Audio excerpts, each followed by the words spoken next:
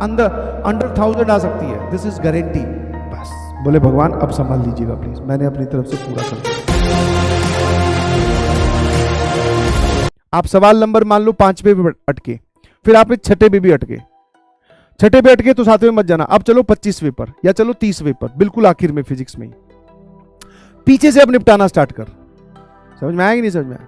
हाँ, तुरंत सीक्वेंस बदल दे, तुरंत तुरंत। सोचने का करने का टाइम वहां नहीं होता है कि सर अब लालची तो सबसे ज्यादा आपको लालची तो निपटाएगा। बोले बस 1 बार और कैलकुलेट करके देखूंगा, 1 बार और कैलकुलेट हम उसको बाद में करेंगे जब हमारे पास लास्ट में टाइम बचेगा तो। और डर का मतलब ये नहीं है कि आप अपनी तबीयत खराब कर लो और आप इतना डर में घुस जाओ कि आप जो है वो पेपर ही नहीं अटेम्प्ट कर रहे हो। आराम से सवाल पढ़िए। अगर आपकी सबसे ज्यादा इंपॉर्टेंट होता है पेपर में अपने आप को कूल काम एंड कंपोज रखना। समझ में आया? वो एक इंटरफेस ही तो है, बस उस माहौल से निकलना ही तो है, हमें अच्छे से निकलते मतलब अच्छा बर्ताव।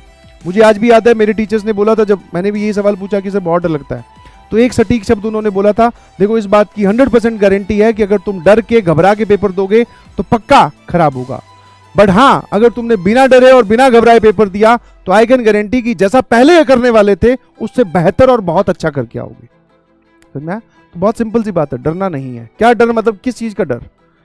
जो तुम्हारा डर है वही तुम्हारा कहीं पता चला कि उसी की वजह से सवाल तो नहीं सॉल्व मतलब अटक रहे हैं हमारे।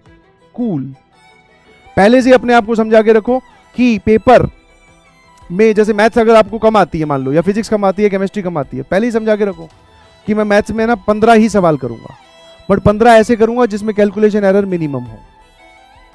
नेगेटिव बातों के बारे में मत सोचिएगा कि मैंने तो वो नहीं पढ़ा उससे सवाल आएगा। नहीं जी, तूने बहुत सारा पढ़ रखा है उससे सवाल आए और तू सही कर रहा है तो ही तेरी रैंक अंडर 1000 आ सकती है, दिस इज गारंटी।